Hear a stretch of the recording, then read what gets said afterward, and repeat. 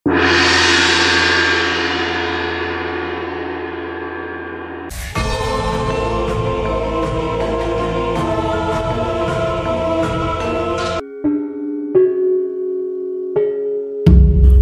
Sang, Pangeran Jayanegara dan Gajah Mada yang melihat apa yang telah dilakukan oleh Andini mencoba menahan diri. Meski di dalam hatinya timbul rasa kasihan melihat ketiga orang itu masih saja menggaruk-garuk beberapa bagian tubuhnya yang terasa gatal. Tolong berikan obat penangkal gatal itu, berkata salah seorang yang sudah tidak tahan lagi merasakan rasa gatal yang sangat di seluruh tubuhnya. Kamu belum minta ampun kepadaku, berkata Andini dengan wajah seperti anak nakal yang tengah menggoda.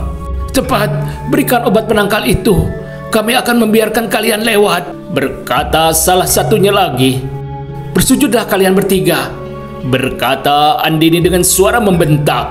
Mendengar suara keras Andini tanpa menunggu perintah lagi, ketiga orang itu langsung bersujud di hadapan Andini. Bangkitlah, aku jengah melihat kalian bersujud di hadapanku, kata Andini. Maka ketiga orang itu sudah bangkit berdiri. Hari ini aku sedang bermurah hati. Cepat telan obat ini dan jangan berharap bertemu wajah denganku, karena aku akan membuat lebih kejam lagi. Tidak sekadar membuat kalian gatal, berkata Andini dengan kata-kata mengancam sambil melempar 3 buah obat berupa bulatan kecil. Ketiga orang itu terlihat sudah menelan obat yang dilemparkan oleh Andini. Ternyata Andini tidak berbohong. Obat itu langsung dirasakan telah menghilangkan rasa gatal mereka. Dan tanpa berkata apapun, terlihat Andini telah melompat di atas punggung kudanya, serta langsung menghentakkan kakinya ke perut kuda agar berjalan kembali. Putri Sang, Pangeran Jayanegara dan Gajah Mada terlihat langsung ikut melompat di atas punggung kuda mereka mengikuti langkah kuda Andini. Debu terlihat mengepul di belakang kaki kuda mereka, dibayangi mata ketiga perampok yang tidak berdaya, tidak dapat berbuat lain melepas keempat mangsanya begitu saja. Pasti gadis cantik itu membawa banyak senjata racun yang lebih ganas lagi, berkata salah seorang di antaranya. Jangan-jangan ketiga lelaki yang bersamanya itu adalah para korbannya yang terpaksa menjadi pengawas setianya, berkata kawan di sebelahnya. Aku tidak keberatan menjadi pengawas setia gadis cantik itu, berkata orang ketiga dari mereka. Sepanjang hari harus melayani gadis manis itu, sementara anak dan istrimu kelaparan di rumah, berkata orang pertama dari mereka. Anak dan istriku sudah ada yang mengurus, mertuaku masih lengkap, punya sawah dan ladang cukup luas, berkata orang ketiga dari mereka. Kamu memang mantu pemalas, berkata orang pertama dari mereka. Kamu sendiri bekerja apa? Bukankah kita bertiga hanya begundal yang malas, tidak pernah mau berkeringat di sawah, berkata orang ketiga dari mereka merasa tersinggung dikatakan sebagai mantu pemalas. Maaf, aku lupa bahwa diri kita bertiga hanya begundal malas, berkata orang pertama tidak ingin memancing kemarahan kawannya lebih jauh lagi. Sementara itu Andini dan rombongannya sudah jauh meninggalkan mereka. Di hadapan mereka ada sebuah hutan perbukitan. Di balik perbukitan itulah letak rawa rontek berada, berkata Andini kepada Putri Sang. Demikianlah mereka berempat terlihat telah mendaki perbukitan itu. Hutan di perbukitan itu cukup lebat meski matahari sudah tinggi di atas kepala mereka, tapi terhalang kelebatan pohon-pohon kayu yang tumbuh rimbun menyejukkan perjalanan mereka. Dan tidak terasa mereka berempat sudah sampai di atas puncak perbukitan itu. Kita turun sebentar mencari tempat teduh untuk beristirahat, berkata Putri Sang. Terlihat mereka sudah menuruni perbukitan itu dan telah menemui sebuah tempat yang cukup teduh dan datar. Nampaknya ada banyak burung puyuh di sekitar semak itu, berkata Gajah Mada sambil menunjuk ke sebuah gundukan semak belukar. "Burung puyuh bakar, aku akan menyiapkan perapiannya," berkata Pangeran Jayanegara sambil bangkit berdiri. Ketika Gajah Mada berdiri dan berjalan ke arah semak belukar tidak jauh dari tempat mereka beristirahat, mata Andini terus memperhatikan pemuda itu. Mungkin merasa heran melihat Gajah Mada tidak membawa alat apapun untuk menangkap beberapa ekor puyuh. Tapi keheranan Andini terjawab, ternyata Gajah Mada memang tidak memerlukan apapun untuk menangkap beberapa ekor puyuh. Hanya memerlukan sedikit kecepatan berlari mengitari semak belukar. Terlihat Andini tertawa geli melihat tingkah Gajah Mada itu. "Dapat 2," berkata Gajah Mada yang telah melompat ke tengah semak dan dengan kecepatan kedua tangannya berhasil menangkap 2 ekor burung puyuh. Kembali Andini terlihat menantauannya ketika mendengar kembali teriakan Gajah Mada telah mendapat 2 ekor kembali burung puyuh di tempat lain.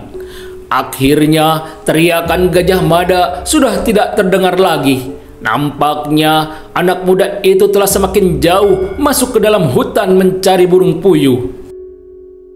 "Apakah 7 ekor puyuh sudah cukup?" berkata Gajah Mada yang sudah muncul dari kerapatan hutan. "Kalian beristirahatlah, aku yang akan memasak untuk kalian," berkata Andini sambil tersenyum mengumpulkan 7 ekor puyuh yang sudah terikat kedua kakinya. Putu Risang, Gajah Mada, dan Pangeran Jayanegara terlihat kagum melihat kecekatan Andini menguliti bulu-bulu burung puyuh. Mereka tidak menyangka seorang gadis yang terlihat sangat garang ketika menghadapi ketiga begundal di perjalanan mereka kali ini melihat kepandaian Andini memasak.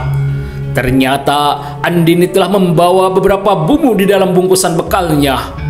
Maka tidak lama berselang sudah tercium bau wangi daging burung puyuh bakar yang sangat menggoda selera. "Kalian masing-masing dapat 2 bagian, sementara aku sendiri cukup 1 ekor," berkata Andini yang telah menempatkan 7 ekor burung puyuh panggang di atas sebuah pelepah daun pisang. "Pandai sekali kamu memasak," berkata Putu Risang sambil mengunyah daging burung puyuh. "Nama masakan ini adalah burung dewa bumbu merah," berkata Andini yang juga telah menikmati daging burung puyuh bakar masakannya itu. "Nama yang indah untuk sebuah masakan," berkata Pangeran Jayanegara memuji. "Ada 3 unsur yang membuat sebuah masakan menjadi nikmat, dimulai dari nama, tempat, dan rasa. Nama yang indah membuat telinga kita tergoda. Tempat dan bagaimana kita menyajikan sebuah mengundang mata tergoda.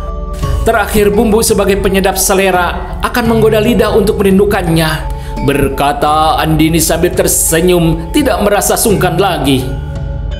"Ada tertinggal 1 unsur lagi, menyajikannya dengan senyum," berkata Pangeran Jayanegara. "Benar, aku setuju dengan unsur keempat itu," berkata Gajah Mada yang ditingkahi tawa semua yang ada di situ. Juga Andini meski tidak tertawa lepas hanya sedikit tersenyum mendengar canda mereka. Andini diam-diam menilai ketiga lelaki yang bersamanya itu adalah orang-orang yang sopan. Tidak seperti kebanyakan lelaki yang sering dilihatnya sangat menjemukan, terutama mata mereka. Di perkenalan yang singkat dalam perjalanan itu, Andini sudah tidak canggung lagi bersama mereka. "Mari kita lanjutkan perjalanan kita," berkata Putu Risang. Maka terlihat mereka berempat sudah berada di atas punggung kuda masing-masing, tengah menuruni hutan perbukitan hijau itu. "Rawa Rontek tidak begitu jauh lagi," berkata Andini di atas kudanya ketika mereka telah berada di kaki perbukitan itu. Terlihat mereka telah berjalan ke arah barat dari perbukitan itu. Sementara matahari terlihat sudah bergeser ke barat di lengkung langit biru, semakin turun seperti menghadang perjalanan mereka. "Inikah Rawa Rontek?" Bertanya Gajah Mada kepada Andini ketika di hadapan mereka terbentang sebuah rawa yang cukup luas. Di tengah pulau kecil itulah kediaman Paman Bango Samparan, berkata Andini sambil menunjuk sebuah gundukan hijau di tengah rawa. Kita perlu sebuah rakit untuk sampai ke tanah hijau itu, berkata Pangeran Jayanegara. Kita hanya perlu membuat asap dengan api unggun, berkata Andini sambil melompat dari punggung kudanya. Terlihat Andini telah mengumpulkan beberapa rumput dan daun kering di sekitar mereka. Tanpa bertanya apa yang dilakukan oleh Andini dengan rumput dan daun-daun kering itu, Gajah Mada ikut mengumpulkan rumput dan daun kering sebagaimana dilakukan oleh Andini. Kubantu untuk menyalakannya, berkata Pangeran Jayanegara sambil mengeluarkan batu api miliknya. Maka dalam waktu yang singkat telah terlihat sebuah api unggun di pinggir rawa yang cukup luas itu. Ternyata Andini hanya ingin membuat isyarat dengan asap yang telah terbentuk membumbung ke atas seperti sebuah gunung api. Demikianlah Andini menjaga api unggun itu terus menyala sambil matanya terkadang menatap jauh ke tanah hijau di tengah rawa rontek. Mereka sudah melihat pesan kita, berkata Andini yang melihat sebuah rakit bambu telah bergerak dari tanah hijau di seberang sana. Mendengar perkataan Andini, Putu Risang, Pangeran Jayanegara dan Gajah Mada telah melayangkan pandangannya ke arah sebuah rakit bambu yang telah meluncur di atas air rawa yang sangat bening, namun nampaknya sangat dalam itu. Ternyata rakit bambu itu memang telah meluncur mendekati mereka. Terlihat dari jauh seorang berada di atasnya tengah mengayuh. Majikan kami telah melihat pesan kalian. Silahkan naik ke atas rakit, berkata seorang lelaki dari atas rakit setelah merapatkannya di bibir rawa. Mari kita naik ke atas rakit, berkata Andini. Maka terlihat mereka langsung naik ke atas rakit setelah menambatkan tali-tali kuda mereka di sebuah dahan kayu, sebuah pohon di pinggir rawa. Apakah kita pernah bertemu?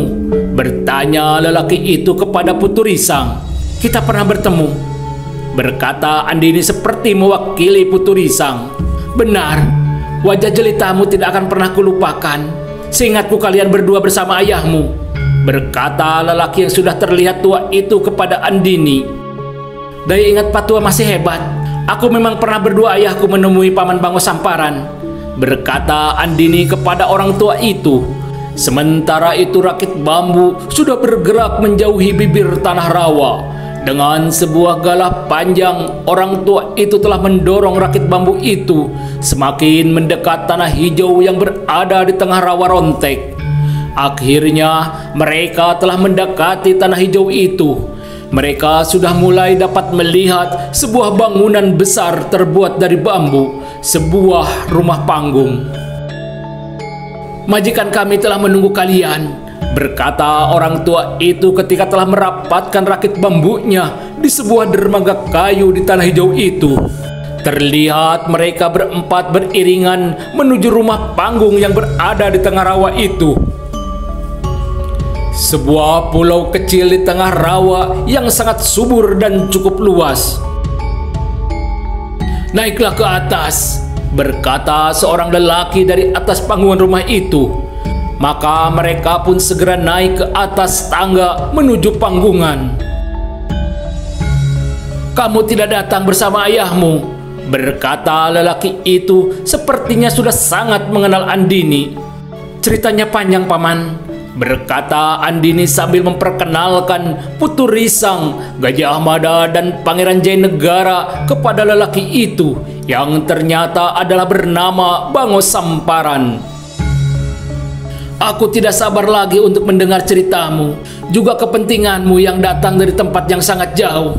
Pasti ada sebuah hal penting yang membawa kehadiran dirimu di sini, berkata Bango Samparan, seorang lelaki yang sudah berumur sekitar 50-an, namun masih terlihat sangat kekar dan sangat tampan meski sudah terlihat beberapa kerut di wajahnya serta sebagian rambutnya sudah mulai berwarna putih.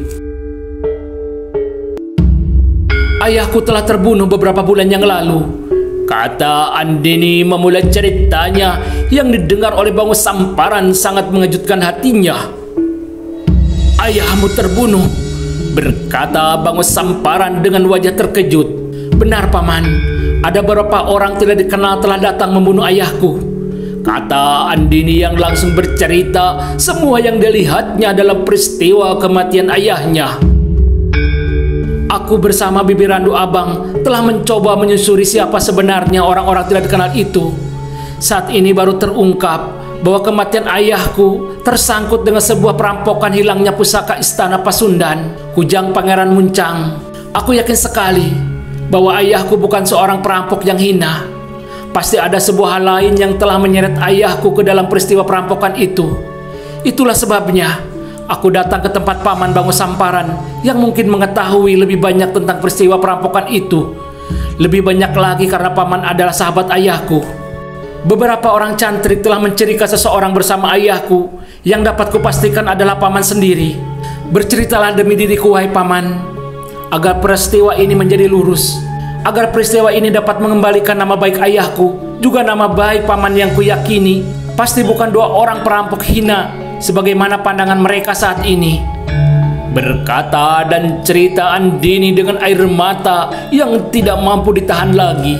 Nampaknya peristiwa terbunuh ayahnya dan juga berita tentang sebuah perampokan telah melukai hatinya. Terlihat Bango Samparan seperti termenung. Lama sekali Bango Samparan terdiam seorang diri.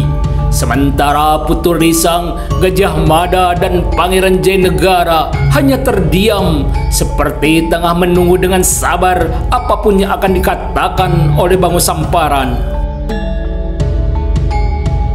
Mereka ternyata telah mengingkari janjinya, berkata Bango Samparan setelah lama berdiam diri. Paman Bango Samparan ikut bersama ayahku dalam peristiwa perampokan itu, bertanya Andini seperti ingin meyakini semua perkiraannya tentang dua orang perampok berilmu tinggi sebagaimana yang pernah diceritakan oleh Prabu Guru Dharma Siksa. Benar, kamilah dua orang perampok barang pusaka itu, berkata Bango Samparan perlahan. Mendengar pengakuan Bango Samparan, semua yang berada di atas panggungan seperti tersentak, tapi mereka masih menunggu perkataan yang lain dari orang tua yang terlihat penuh wibawa itu. Mudah-mudahan kalian dapat mempercayai ceritaku ini, berkata Bango Samparan perlahan sambil memandang wajah semua tamunya itu. Dan perlahan Bango Samparan bercerita bahwa sekitar 5 bulan yang lewat, ayah Andini telah mendatanginya meminta membantu sebuah perampokan. Ayah Andini yang bernama Raka Jaya itu ternyata tengah menghadapi sebuah ancaman sekelompok orang yang telah menekannya akan membunuh putri tunggalnya bila mana tidak mengikuti perintah mereka. Kami berada di belakang perampokan itu hanya untuk melindungimu dari ancaman mereka, berkata Bango Samparan mengakhiri ceritanya. Terakhir ketika pulang ke rumah, ayahku hanya membawa sebuah rontal. Apakah Paman mengetahui tentang benda pusaka Kujang Pangeran Muncang? Bertanya Andini kepada Bango Samparan. Raka Jaya adalah sahabatku. Aku hanya membantunya pada saat itu. Apapun yang telah dibawa olehnya aku memang tidak begitu peduli. Namun setahuku, ayahmu membawa pulang 2 benda yang tersimpan di dalam sebuah kotak hitam. Sebuah rontal dan sebuah senjata kujang, berkata Bango Samparan sambil mengerutkan keningnya, bertanya dalam hati mengapa senjata kujang tidak lagi berada di kotak hitam itu. Kuingat ayahmu berkata bahwa kedua barang itu adalah sebagai pengganti pembebasan ancaman mereka, berkata kembali Bango Samparan. Apakah ayahku pernah bercerita siapakah sebenarnya orang-orang yang mengancamnya? Ayahmu memang bercerita tentang orang-orang yang mengancamnya itu. Mereka menurut pengakuan ayahmu adalah orang penting dari Kediri dan dari Istana Kawali sendiri. berkata Bango Samparan sambil memandang keempat tamunya seperti ragu untuk menyebut sebuah nama. Ayahmu tidak begitu kenal dengan orang penting dari Kediri, tapi mengenal orang penting dari dalam Istana Kawali, berkata Bango Samparan melanjutkan. Orang penting dari Istana Kawali, berkata Putu Risang tanpa sadar mengulang kembali perkataan Bango Samparan. Orang penting dari Istana Kawali itu adalah Patih Anggara, berkata Bango Samparan tanpa ragu lagi menyebut sebuah nama. Ayahmu telah mengikuti perintah mereka, tapi mengapa mereka harus membunuh ayahmu? Berkata Bango Samparan sambil memicingkan kedua matanya mewakili kegeraman dan amarah yang bergejolak di dalam dirinya. Terima kasih telah menyingkap beberapa tabir penuh rahasia ini. Setidaknya keyakinanku bahwa ayahku bukanlah seorang perampok hina sudah dapat kubuktikan, berkata Andini kepada Bango Samparan. Ada satu rahasia lagi yang berkaitan dengan dirimu sendiri, Andini, berkata Bango Samparan dengan pandangan begitu tajam seperti langsung masuk ke lubuk hati yang terdalam dari Andini di hadapannya. Sebuah rahasia tentang diriku? Benar, sebuah rahasia tentang dirimu sendiri. Apakah kami bertiga tidak mengganggu? Bertanya Putu Risang merasa tidak enak hati mendengar sebuah rahasia antara Bango Samparan dan pribadi Andini sendiri. Tidak apa kalian ikut mendengar. Perlahan Bango Samparan bercerita, dimulai dari pengembaraan mereka berdua dengan Raka Jaya ke sebuah ujung paling barat Jawa Dwipa, sebuah daerah kerajaan Rakata. Tidak direncanakan sebelumnya bahwa mereka akan berkenalan dengan seorang putri raja bernama Dewi Kaswari. Dari perkenalan itu meningkat kepada rasa saling menyukai dan saling menyintai antara Bango Samparan dan putri itu. Karena pihak keluarga Istana Rakata tidak menyukai hubungan itu, mereka berdua telah menikah secara diam-diam. Dari pernikahan itu, sang putri telah mengandung. Kehamilan itu tidak diketahui siapapun hingga ketika saat melahirkan mereka berdua telah pergi ke sebuah tempat tersembunyi hingga akhirnya sang putri harus kembali ke istana. Tinggallah Bango Samparan dengan bayi mungilnya. Semula aku berniat akan membesarkan sendiri putriku itu. Namun ketika kami pulang, pihak keluargaku sudah memilih seorang istri untukku. Demi untuk tidak membuat susah keluargaku, anakku yang masih bayi itu kuserahkan sendiri kepada sahabatku Raka Jaya, berkata Bango Samparan mengakhiri ceritanya sambil memandang tajam ke arah Andini. Apakah bayi yang dibesarkan oleh ayahku selama itu adalah aku sendiri? Bertanya Andini mencoba menebak hubungan cerita itu dengan dirinya. Benar, bayi mungil yang kuserahkan kepada Raka Jaya sahabatku itu adalah dirimu, berkata Bango Samparan. Aku ini adalah ayahmu, berkata kembali Bango Samparan sambil memandang Andini penuh cinta kasih seorang ayah kepada anaknya. Terlihat Andini seperti tidak lagi dapat menguasai dirinya sendiri, maju beberapa langkah dan menangis di atas lutut dan paha orang tua itu. Dengan penuh kehalusan, Bango Samparan mengusap rambut Andini yang masih menangis di atas lutut dan pahanya.